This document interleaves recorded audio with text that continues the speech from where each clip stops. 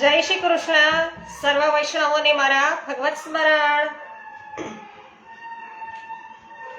જ્ઞાનતિમિરાન્ધસ્ય જ્ઞાનાંજન શલાકયા ચક્ષુરુન્મિલિતં येन તસ્मै શ્રી ગુરવે નમઃ. શ્રી ગોવર્ધનનાથ કી જય. શ્યામ સુંદર શ્રી યમુને મહારાણી કી જય. શ્રી વલ્લભાધીશ કી જય. શ્રી ગુસાઈજી પરમ દયાલ કી જય. શ્રી ગોકુલનાથ કી જય. શ્રી હરિરાયજી મહાપ્રભુની જય.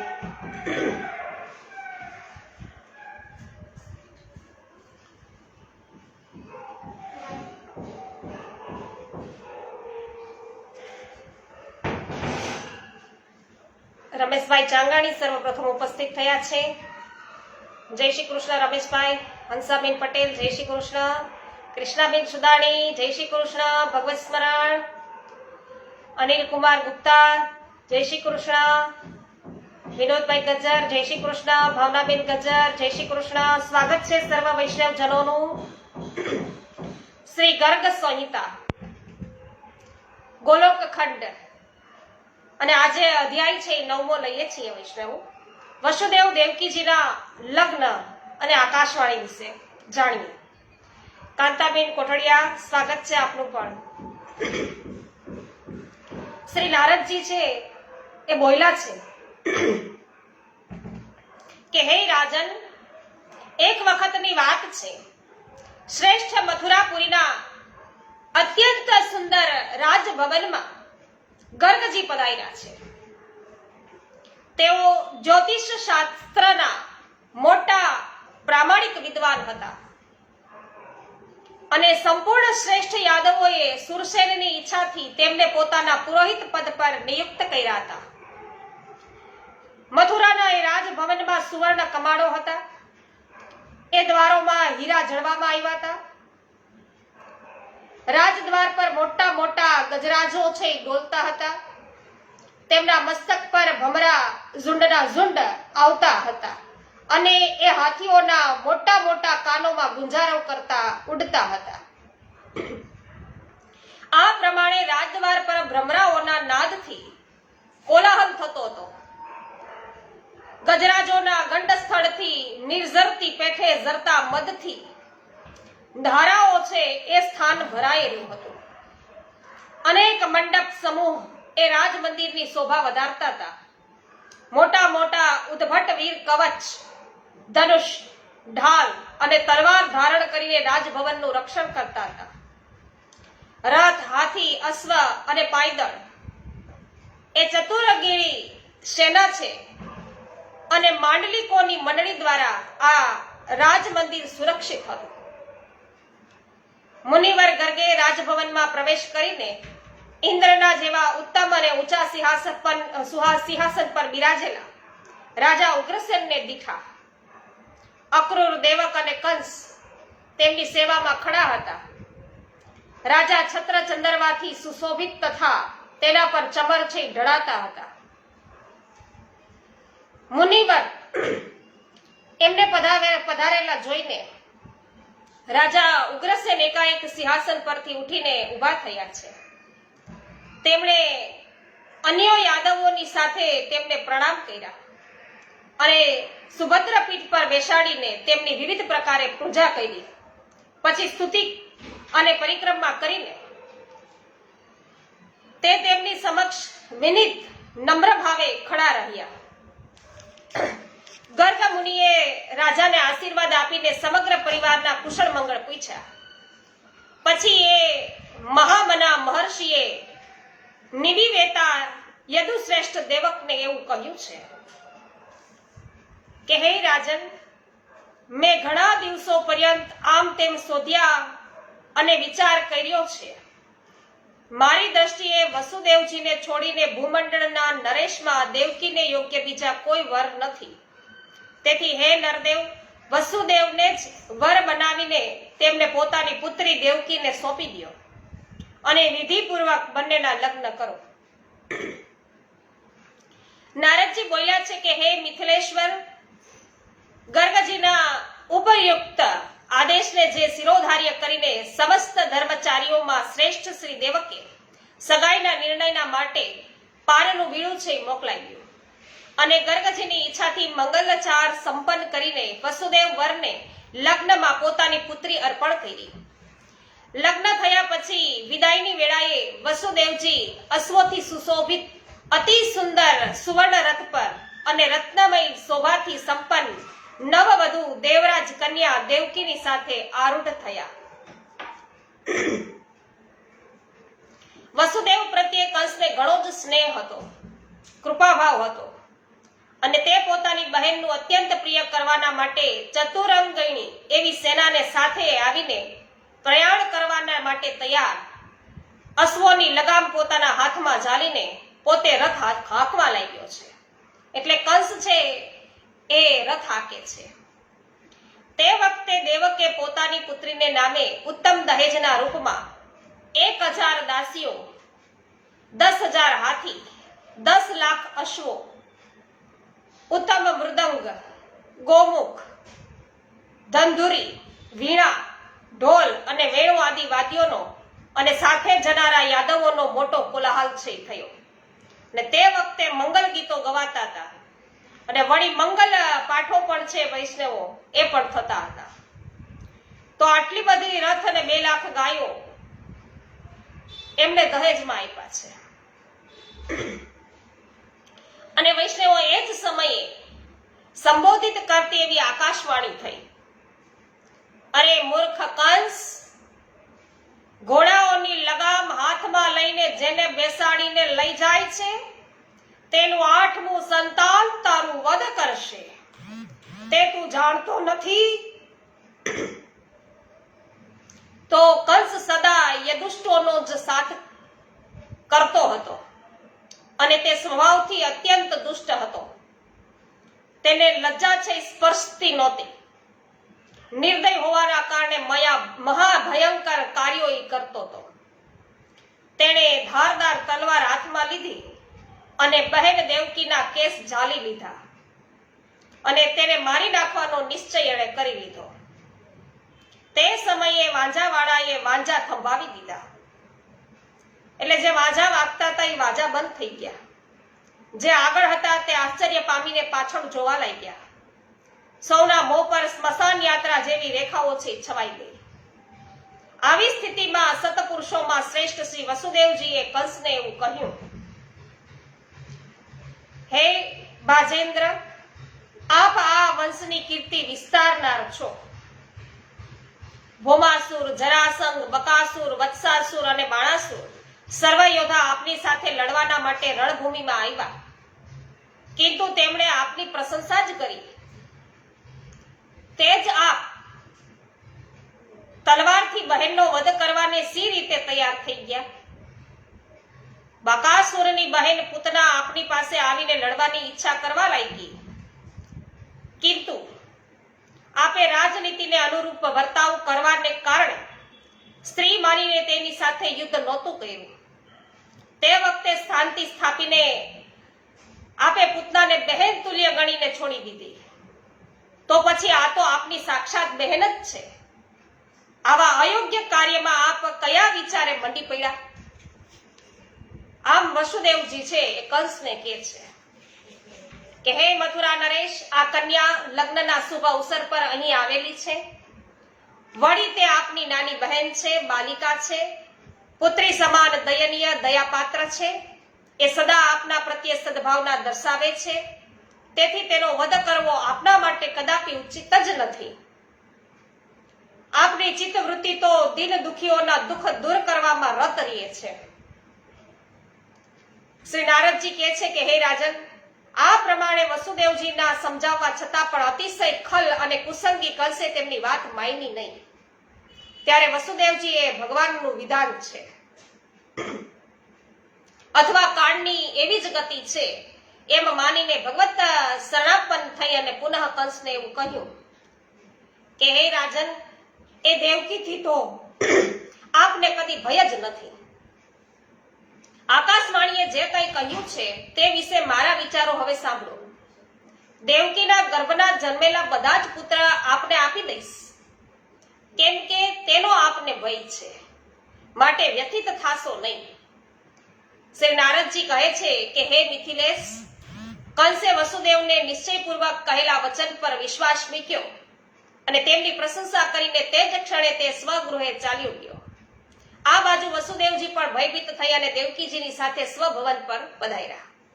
આ પ્રમાણે શ્રી ગર્ગ સંહિતામાં ગોલોક ખંડના નારદ બહુલાષ્ટ સંવાદમાં વસુદેવ દેવકીના લગ્ન નામનો આ 9મો અધ્યાય પૂર્ણ થાય છે. શ્રી ગોવર્ધનનાથ કી જય. સુરેશભાઈ મુગલપરા, શામજીભાઈ નકુમ, પ્રિન્સભાઈ નકુમ, પમીબેન નકુમ, સર્વ વૈષ્ણવજનોનું સ્વાગત છે. સોનલબેન સતાશિયા, હરિભાઈ બાવીશા, હેમાબેન ગુજરાતી, અરવિંદભાઈ ભંડેરી, સ્વાગત છે સર્વનું. ગોપાલભાઈ ગુમલિયા, કાંતાબેન ગુમલિયા, મંગલાબેન રૂપારેલ, સર્વનું સ્વાગત છે. જીતુભાઈ પોકિયા, ઇન્દુબેન નાકરાણી, પારસભાઈ ભુવા, સ્વાગત છે આપ સર્વ વૈષ્ણવોનું. ચતુરાઈ તાકી સાચી, જો શ્રી વલ્લભ નંદજુ કો સ્મરણ કરે. વાહ ભાઈ વાહ. તો જે શ્રી કૃષ્ણનું સ્મરણ કર્યા કરે છે એ ચતુર કહેવાય, બરાબર ને? એની ચતુરાઈ સાચી. સોજર નિકટ રહે કે દૂર રસના, શ્રી વિઠલેશ કહો ચતુર, બિહારી કહે એસો સેવક, મેરે હૃદય તે કભુ ના ટરે. જય હો. તો એમને તો છે પ્રભુ હૃદયની અંદર ધારણ કરી રાખે. ખૂબ જ સુંદર વાત કરી કૃષ્ણાબેન. જીતુભાઈ પોકિયા, મનસુખભાઈ અમીપરા, ગોપાલદાસભાઈ ચંદારાણા, મનીષાબેન માકડિયા, હરિભાઈ બાવીસા, પાવતીબેન ઠુમ્મર, પ્રભુદાસભાઈ સોલંકી, અનિલાબેન સોલંકી, કલાવતીબેન ગોહેલ, જમનભાઈ વાડી, રમેશભાઈ પટેલ, સર્વ વૈષ્ણવજનોનું સ્વાગત કરું છું.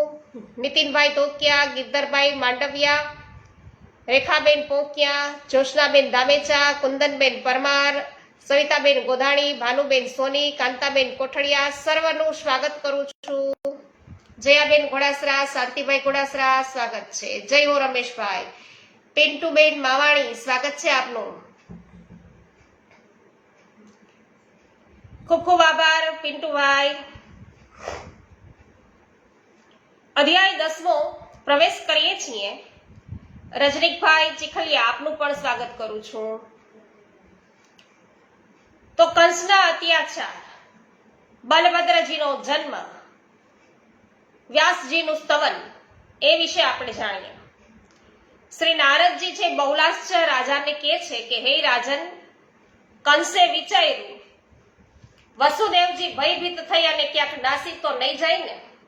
આવું મનમાં વિચારીને તેણે ઘણા બધા સૈનિકો મોકલ્યા અને કંસની આજ્ઞાથી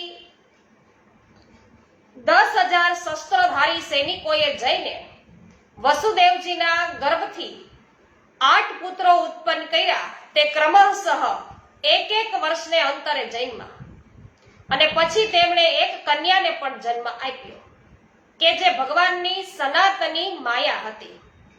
સૌથી પહેલો જે પુત્ર થયો તેનું નામ કીર્તિમાન હતું.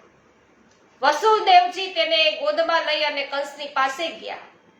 તે બીજાનો ઈરાદો છે એ સારી રીતે સમજતા હતા, તેથી એમણે એ બાળકને કંસને સોંપી દીધો. વસુદેવજીને પોતાના સત્ય વચનના પાલનમાં તત્પર જોઈને કંસને દયા ઉપજી. સાધુ પુરુષ દુઃખ સહન કરી લે છે, પણ પોતે કહેલું વચન છે મિથ્યા કરતા નથી. સત્ય જોઈને કોના મનમાં ક્ષમાભાવ પેદા છે એ થાય એ જોવાની વાત છે. અહીંયા કંસને છે એ ક્ષમાભાવ પેદા થતો નથી. કંસ એવું બોલ્યો કે હે વસુદેવજી, આ બાળકને આપને ઘેર પાછો લઈ જાઓ, તેનાથી મને કોઈ ભય નથી, પરંતુ આપ બંનેનો 8મો જે ગર્ભ થશે ને તેનો હું વધ અવશ્ય કરીશ, તેમાં કોઈ શંકા નથી. શ્રી નારદજી બોલ્યા કે હે રાજન, કંસના આમ કહેવાથી વસુદેવજી પોતાના પુત્ર સાથે સ્વગૃહ પાછા આવ્યા, પરંતુ એ દુરાત્માના વચનને તેમણે તલપુર પણ સાચું માન્યું નહીં અને તે વખતે આકાશમાંથી ઉતરીને હું ત્યાં ગયો. નારદજી ત્યાં ગયા છે. ઉગ્રસેન કુમાર કંસે મસ્તક નમાવી અને નારદજીનો આદર સત્કાર કર્યો તથા એ કે મને દેવોના અભિપ્રાયો પૂછ્યા. તે વખતે મેં જે ઉત્તર છે એ આપ્યો એ એને સાંભળો.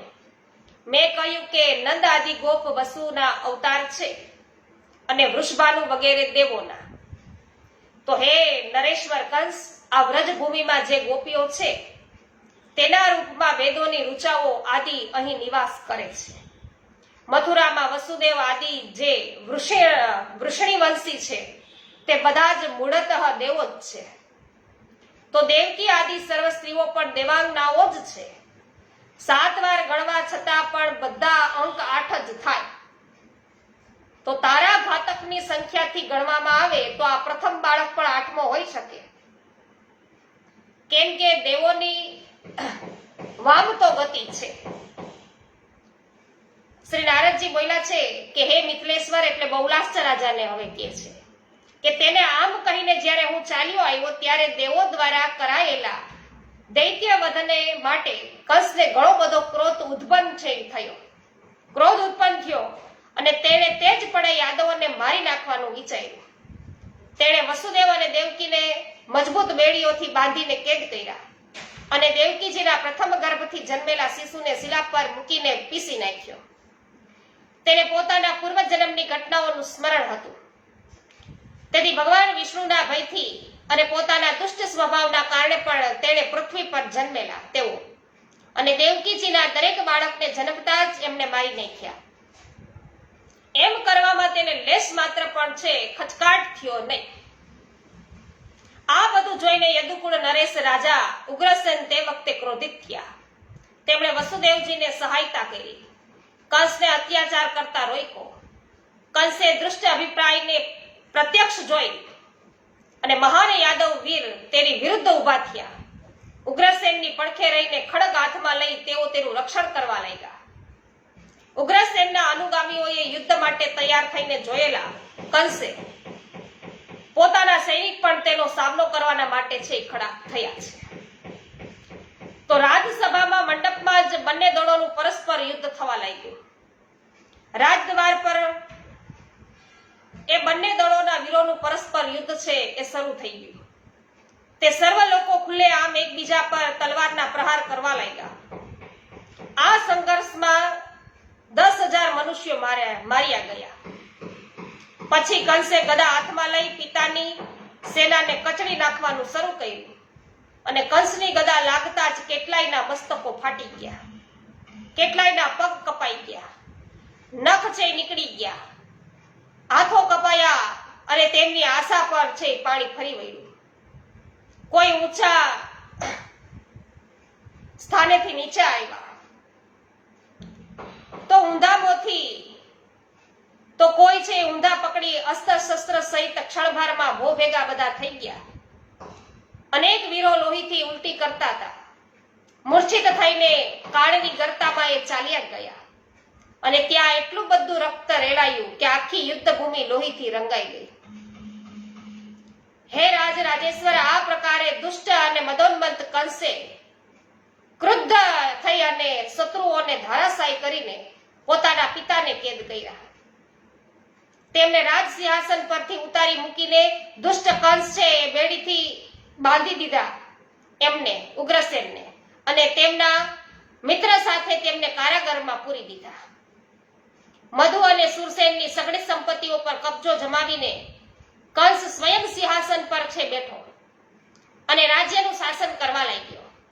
સર્વ પીડિત યાદવો સગા સંબંધીને ત્યાં જવાના બદલે તરત ચારે દિશાઓમાં જુદા જુદા દેશમાં જઈને રહેવા લાગ્યા અને યોગ્ય તકની પ્રતીક્ષા કરવા લાગ્યા. દેવકીજીનો 7મો ગર્ભ તેમના માટે હર્ષ અને શોક બંનેની વૃદ્ધિ કરનાર થયો. તેમાં સાક્ષાત અનંત દેવ અવતરિત થયા. યોગમાયાએ દેવકીના ગર્ભને ખેંચી લઈને વ્રજમાં રોહિણીજીની કુખમાં મૂકી દીધો. આમ થવાથી મથુરાના લોકો ખેદ પ્રકટ કરવા લાગ્યા કે અરે બિચારી દેવકીજીનો ગર્ભ છે એ ક્યાં જતો રહ્યો, સી રીતે પડી ગયો. તો એક ગર્ભ છે વ્રજમાં ગયાને 5 દિવસ છે વીત્યા હતા કે ભાદ્રપદ શુક્લ સુદ છઠને સ્વાતિ નક્ષત્રમાં બુધવારના દિવસે વસુદેવની પત્ની રોહિણીના ગર્ભથી અનંત દેવનું પ્રાગટ્ય થયું. ઉચ્ચ સ્થાનમાં રહેલા 5 ઘેરાયેલા તુલા લગ્નમાં બપોરે બાળકનો જન્મ થયો અને તેના જન્મ વખતે જ્યારે દેવો ફૂલ વરસાવતા હતા અને વાદળા જ્યારે જળબિંદુ છાંટતા હતા ત્યારે પ્રગટ થયેલા અનંત દેવે પોતાની અંગકાંતિથી નંદ ભવનને પ્રકાશિત કર્યું છે અને નંદરાયજીએ પણ એ શિશુના જાત કર્મ સંસ્કાર કરીને બ્રાહ્મણોને 10 લાખ ગાયો દાનમાં આપી. ગોપોને બોલાવીને ઉત્તમ ગાન વિદ્યામાં નિપુણ ગાયકોના સંગીતથી મહાન મંગલમય ઉત્સવનું આયોજન કર્યું. દેવલ, દેવરાત, વશિષ્ઠ, બૃહસ્પતિ અને હું પોતે નારદજી એની સાથે આવી અને શ્રી કૃષ્ણ દેપાયન વ્યાસ પણ ત્યાં છે એ બેઠા અને નંદજીએ આપેલા પાદ્ય આદિ ભેટોથી અત્યંત પ્રસન્ન થયા. શ્રી નંદરાયજીએ પૂછ્યું કે હે મહર્ષિઓ, આ સુંદર બાળક કોણ છે જેના સમાન બીજું કોઈ દેખાતું નથી? હે મહામુને, એનો જન્મ 5 જ દિવસોમાં સી રીતે થયો તે કહો. એટલે શ્રી વ્યાસજી બોલ્યા છે કે હે નંદ, તમારું અદ્ભુત એવું સદ નસીબ છે કે આ શિશુના રૂપમાં સાક્ષાત સનાતન દેવ શેષનાગ પધાર્યા છે. પહેલા તો મથુરાપુરીમાં વસુદેવજી થી દેવકીજીના ગર્ભમાં તેનો આવિર્ભાવ થયો અને પછી ભગવાન શ્રી કૃષ્ણની ઈચ્છાથી તેનો દેવકીજીના ઉદરથી કલ્યાણમય આવિર્ભાવ છે રોહિણીના ગર્ભમાં થયો, એટલે કે આગમન થયું. હે નંદરાય, યોગને માટે પણ એ દુર્લભ છે, કિંતુ તમને એના પ્રત્યક્ષ દર્શન થયા છે. હું મહામુનિ વેદવ્યાસ તેમના દર્શન અર્થે અહીં આવ્યો છું. તેથી તમે શિશુરૂપધારી એ પરાતત્પર દેવનું અમને સૌને દર્શન કરાવો. શ્રી નારદજી બોલ્યા કે હે રાજન, પછી નંદજીએ વિસ્મિત થઈ અને શિશુરૂપધારી શેષના તેમને દર્શન કરાવ્યા. પારણામાં વિરાજિત શેષજીના દર્શન કરીને સત્યવતી નંદને એ પ્રમાણે પ્રણામ કર્યા અને એમની સ્તુતિ કરી છે. બોલો શ્રી દાવ ભૈયા કી જય, બલદેવજી કી જય. તો શ્રી વ્યાસજી બોલ્યા કે હે ભગવાન, આપ દેવોના પણ અધિદેવ અને સર્વના મનોરથ પૂર્ણ કરનાર છો. આપને નમસ્કાર હો. આપ સાક્ષાત અનંત દેવ શેષનાગ છો, બલરામ છો, તો આપને મારા પ્રણામ હો. આપ ધરણીધર પૂર્ણ સ્વરૂપ સ્વયં પ્રકાશ, હાથમાં હળ ધારણ કરનારા, સહસ્ત્ર મસ્તકોથી સુશોભિત અને સંકર્ષણ દેવ છો. આપને નમસ્કાર હો.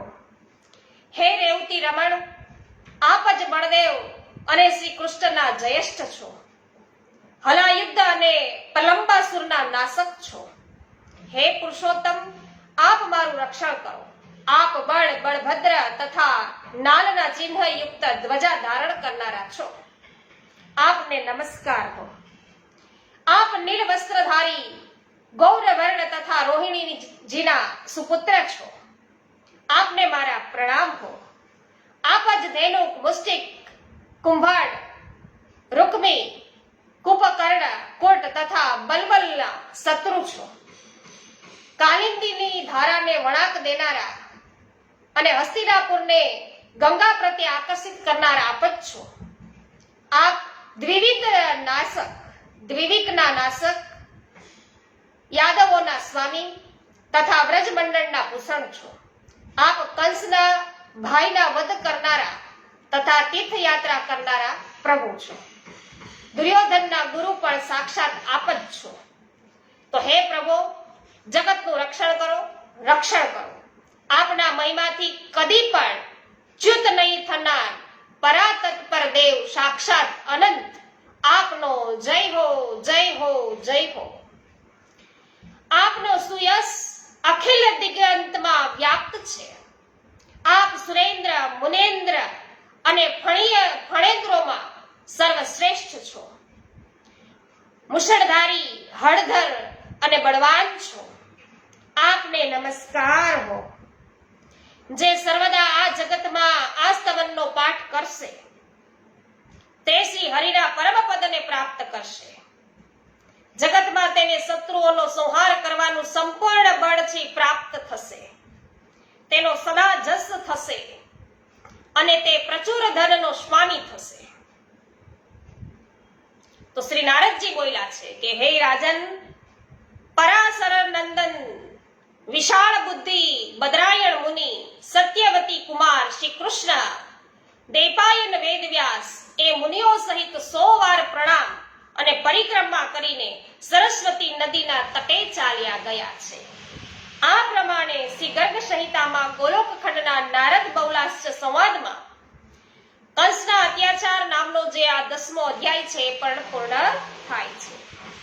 શ્રી ગોવર્ધનનાથ કી જય.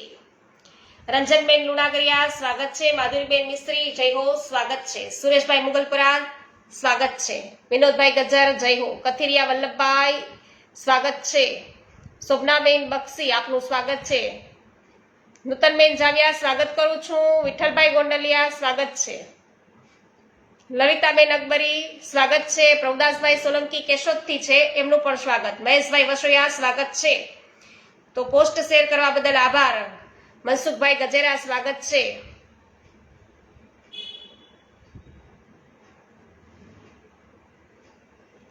જયશ્રીબેન પટેલ આપનું સ્વાગત છે.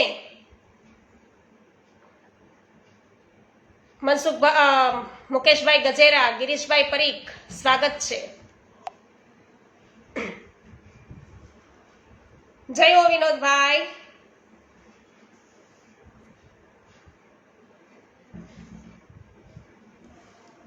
અધ્યાય 11મો છે. વસુદેવ દેવકીજીમાં ભગવાનનો આવેશ, દેવોનું સ્તવન અને બંધન મુક્ત. પણ વૈષ્ણવો ખૂબ જ આ અધ્યાય છે થોડોક લાંબો છે, તો અત્યારે લઈશું તો સમય વધારે લાગશે, એટલે આપણે આજે છે અહીંયા જ છે વિરામ લઈએ છીએ. જય હો મંગલાબેન. હેમાબેન આપનો આભાર. જય હો. તો વૈષ્ણવો આજે છે અહીંયા જ વિરામીએ છીએ, કારણ કે 11મો જે અધ્યાય છે એ થોડોક વધારે છે, સમય લેશે એટલા માટે.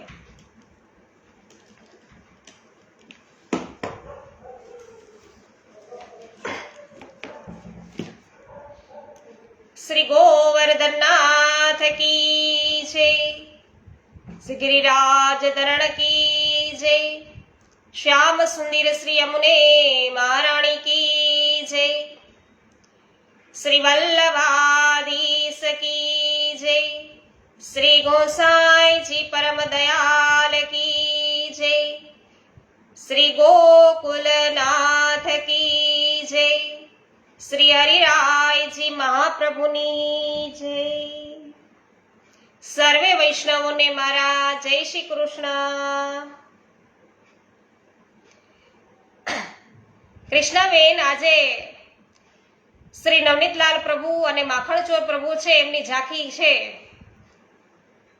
આપણા ફેસબુક ઉપર થાય છે, અને તમારી કમેન્ટ પણ મળી ગઈ છે. તો જેમનો ઉપરનો આપણે રોજે વૈષ્ણવો ધારણ કરીએ છીએ, કે જેમની કૃપા છે એ આપણા પર છે, એવા પ્રભુની આપ સર્વને આજે ઝાંખી છે આપણા ફેસબુક ઉપર છે એ થાય છે. તો અવશ્ય બધા છે આપ ઝાંખી કરજો. પ્રભુની કૃપા આપ સર્વ પર બની રહે.